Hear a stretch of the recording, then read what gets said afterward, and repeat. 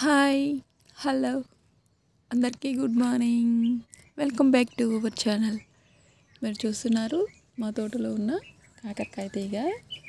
మొన్ననే ఒక్కటే కాకరకాయ తెంపాను. ఇప్పుడు ఆ ఒక్క కాకరకాయ తర్వాత ఇప్పుడు మనకి చాలా కాయలు అయితే వచ్చేసినాయి.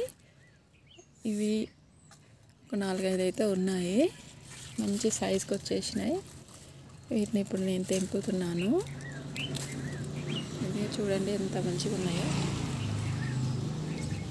ఇంకా కొంచెం పెద్దగా అయిపోతాయి, కాకపోతే అన్నీ కలిపేసి వండేద్దామని తెంపుతున్నాను. మళ్ళీ పండిపోతాయి కదా ఇంత పెద్దగా అయిపోయి. మళ్ళీ వీటి కోసం దొంగలు ఆడొస్తారు. మరి చూసారా ఫ్రెండ్స్, కాకరకాయలు మన తోటలో ఉన్న కాకర చెట్టు మన చేతికైతే వచ్చేసింది. ఇంకా మనకి కావాల్సిన కాయలు అయితే ఇచ్చేస్తుంది. ఇక నేను కాకరకాయ కూర వండడం మా వారు తినలేక, అయ్యో రోజు కాకరకాయ కూరేనా అంటాడు. ఇంకా వీక్లీ టూస్ అయితే చేయను, రైస్ అయితే చేస్తాను ఖచ్చితంగా వీక్లీ. అయినా ఇంకా మా వారికి రోజు చేసినట్టే అనిపిస్తుంది. ఎందుకంటే కాకరకాయ అంటే పిల్లలు ఇష్టపడరు కదా, అలాగే మా వారు కూడా ఇష్టపడరు. కానీ నేను చేసే కాకరకాయ కూర అంటే మా వారికి చాలా ఇష్టం. మొన్న చేశాను తెంపిన కాకరకాయ కూర మస్తు చేసినావు అబ్బా, బాగుంది అని చెప్పి అన్నారు.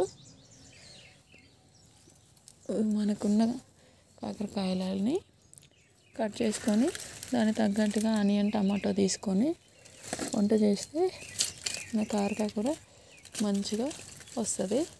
ఇంకా చాలామంది అయితే కోసి ఆరబెట్టి చేదు పోవాలని చెప్పి ఎండబెట్టి ఇలా చేస్తూ ఉంటారు. చేదు పోవాలంటే కోసి ఎండకి ఆరబెట్టి చేయాల్సిన అవసరం అయితే లేదు. సరిపోని నూనె పోసి బాగా మగ్గించుకుంటే కాకరకాయ కూర, మళ్ళీ సరిపోని ఉప్పు కారం కూడా వేయాలి. ఉప్పు తక్కువైనా కారం తక్కువైనా కూడా చేదు అనేది మనకు తెలుస్తూ ఉంటుంది. ఇక ఇంతకుముందు కూడా మా చెట్టుకి ఇలా కాకరకాయలు వెళ్తే ఎప్పుడు కాకరకాయ కూరైనా వేరే కూరలు వండవే అనేది. కాకరకాయ కూరలు నీకు ఇష్టమే కానీ మంచిగా చేస్తా అంటావంటే తిని తిని చాలా రోజులు అయింది అంటాడు. చిక్కుడుకాయలు వెళ్ళినప్పుడు కూడా అంతే. చిక్కుడుకాయలు తెంపితే కూర వండితే ఎప్పుడు చిక్కుడుకాయలేనా అంటారు మా వారైతే. మనకున్న ఎప్పుడు మనకి నచ్చవు కదా. ఓకే ఫ్రెండ్స్, ఇప్పుడు మనం కాకరకాయలని హార్వెస్ట్ చేసుకోవడం అయితే జరిగింది.